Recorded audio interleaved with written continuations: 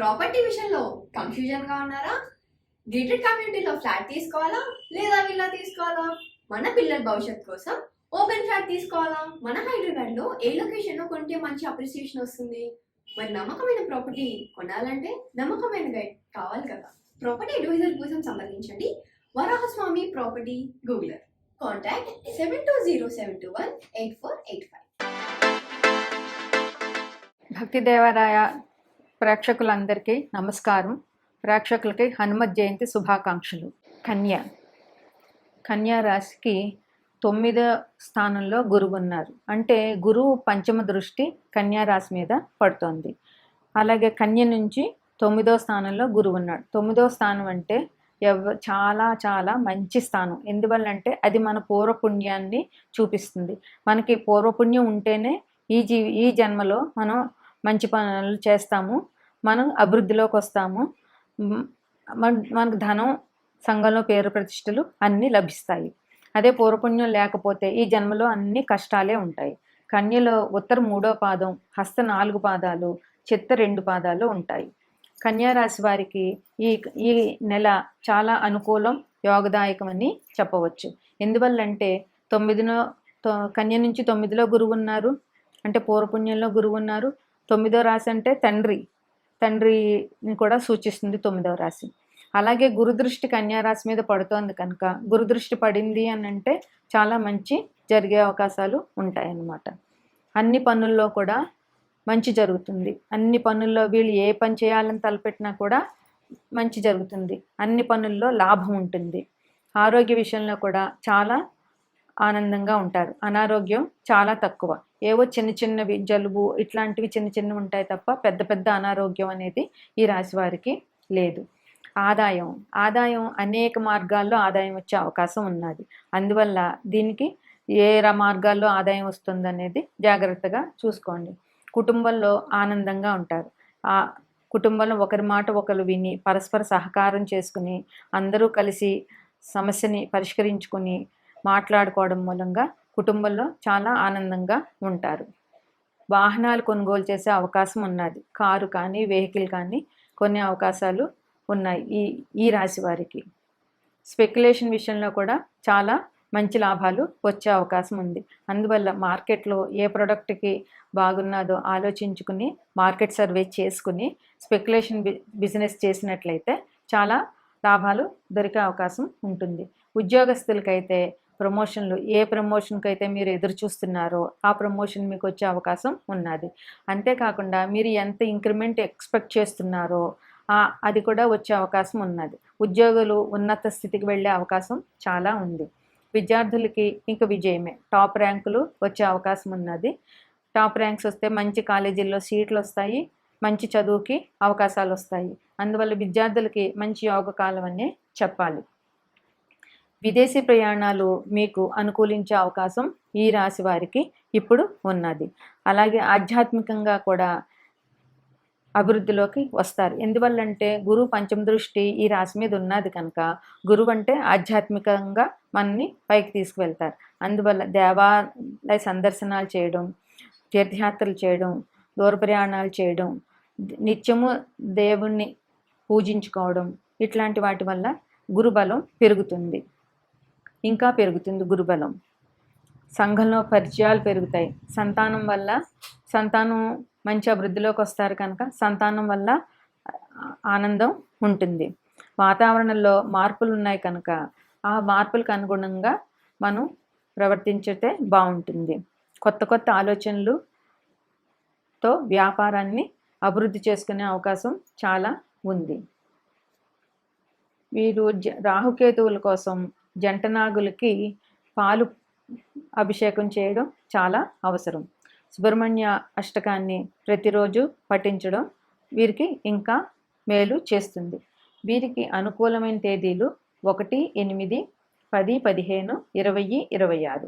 ప్రతికూల తేదీలు 3, 5, 12, 17, 22, 24.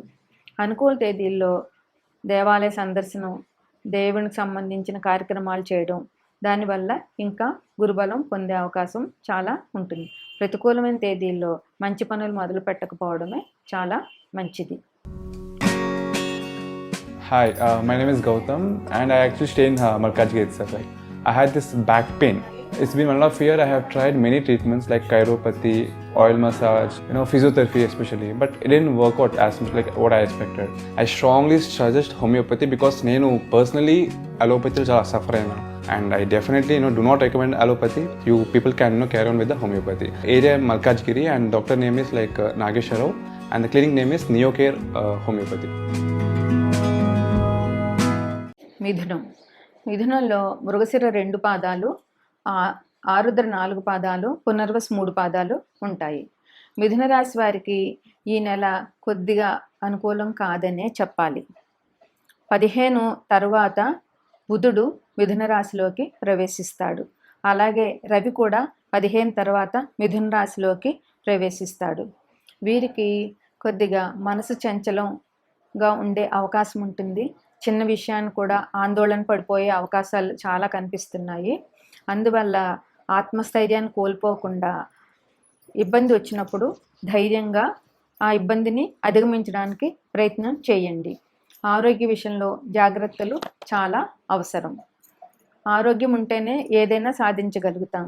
అందుకని ఆరోగ్యాన్ని ముందు శ్రద్ధ చేస్తే మనం ఏ పనైనా చేయడానికి శరీరంలో శక్తి అనేది ఉంటుంది.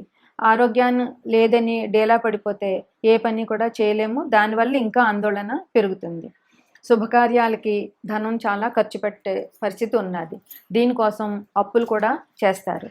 అందువల్ల అప్పుల పాలు అవ్వకుండా ఎంతవరకు అవసరమో అంతవరకే ఖర్చు పెట్టడం, ఆలోచించి ఖర్చు పెట్టడం అన్నది మిథున రాశి వాళ్ళకి చాలా అవసరం. మనశ్శాంచల ఆందోళన ఉందని చెప్పాను కదా, దానికోసం ధైర్యం తెచ్చుకోవాలి. ధైర్యంగా పరిస్థితుల్ని ఎదుర్కోవాలి. కుటుంబంలో కూడా ఇబ్బందులు ఉండే అవకాశం ఉన్నది. పరస్పర సహకారం లోపించవచ్చు. కుటుంబంలో సమస్యలు రావచ్చు. అందువల్ల కుటుంబ సమస్యల్ని అందరూ కూర్చుని మాట్లాడుకుని పరిష్కరించుకోవడం చాలా చాలా అవసరం. సంతానం విషయంలో కూడా చిక్కులు ఉండే అవకాశం ఉన్నది. పిల్లలు సరిగా చదవకపోవడం, ఒకవేళ చదివినా ఎగ్జామ్స్ సరిగా రాయలేకపోవడం, ర్యాంకులు రాకపోవడం, ఇట్లాంటి సమస్యలు చాలా ఉండొచ్చు. ఆరోగ్య విషయంలో కూడా, పిల్లల ఆరోగ్య విషయంలో కూడా చాలా జాగ్రత్తగా ఉండాలి. స్పెక్యులేషను కలిసి రాదనే చెప్పాలి ఈ నెలలో. వ్యాపారంలో నూతన వరవడి అంటే మార్కెట్లో ఏ కొత్త పద్ధతులు ఉన్నాయి, ఏ పద్ధతిలో వెళ్తే వ్యాపారం బాగా జరుగుతుంది అనేది ఆలోచించి మార్కెట్ని పరిశీలించి మీకు ఏది చేయగలిగే శక్తి ఉందో ఆ కొత్త పద్ధతిని మీ వ్యాపారంలో పెట్టి మీరు వ్యాపారం అభివృద్ధి చేసుకోవాల్సిన అవసరం చాలా ఉంది. ఉద్యోగ విషయంలో కూడా జాగ్రత్తగా ఉండాల్సిన అవసరం ఉంది. బాసులతోటి కానీ సహోద్యోగులతో కానీ ఇబ్బందులు వచ్చే అవకాశాలు ఉన్నాయి. అందువల్ల ఉద్యోగ విషయంలో జాగ్రత్తగా ఉండండి. వాతావరణంలో మార్పులు జరుగుతున్నాయి కదా, ఎండలు ఇప్పుడు ఇంకా కొన్ని రోజులు ఎండలు ఎక్కువగానే ఉంటాయి. ఆ తర్వాత వర్షాలు వస్తే ఈ ఎండలకి ఆ వర్షాలకి అనారోగ్య సూచనలు ప్రతి ఒక్కరికి జరిగే అవకాశాలు ఉంటాయి. అందువల్ల ఆరోగ్య విషయంలో ముందే జాగ్రత్త పడవలసిన అవసరం ఉంది. సంఘంలో మంచి పరిచయాలు పెంచుకొని తద్వారా మానసికంగా ధైర్యంగా ఉండొచ్చు. ఆధ్యాత్మికంగా ఎక్కువగా గడిపారంటే ఈ ఆందోళన చాలా వరకు తగ్గుతుంది. ఆహార విషయంలో కూడా చాలా జాగ్రత్తగా ఉండాలి. ఆరోగ్యాన్ని చేటు చేసే ఏవి కూడా తీసుకోకుండా ఆరోగ్యం కాపాడుకోవాలి. శ్రీశైలంలో శివుని దర్శనం చేసుకోవడం ఈ రాశి వారికి చాలా అవసరం. సోమవారం దగ్గరలో ఉన్న శివాలయానికి వెళ్ళి రుద్రాభిషేకం చేయించితే అన్ని సమస్యలు తీరిపోతాయి. వీళ్ళకి అనుకూలమైన తేదీలు 1, 3, 8, 12, 20, 22, 29. ఈ అనుకూలమైన తేదీల్లో కొత్త పనులు మొదలుపెట్టడం లేదా రుద్రాభిషేకాలు చేయించడం, దైవ కార్యాలు చేయడం ఇట్లాంటివి చేస్తే మనకి దైవ సహకారం కూడా ఉంటుంది. ప్రతికూల తేదీలు 5, 10, 15, 17, 24, 26. ఈ ప్రతికూల తేదీల్లో కొత్త పనులు కానీ కొత్త వ్యాపారాలు కానీ మొదలు పెట్టకుండా ఉండడం చాలా మంచిది.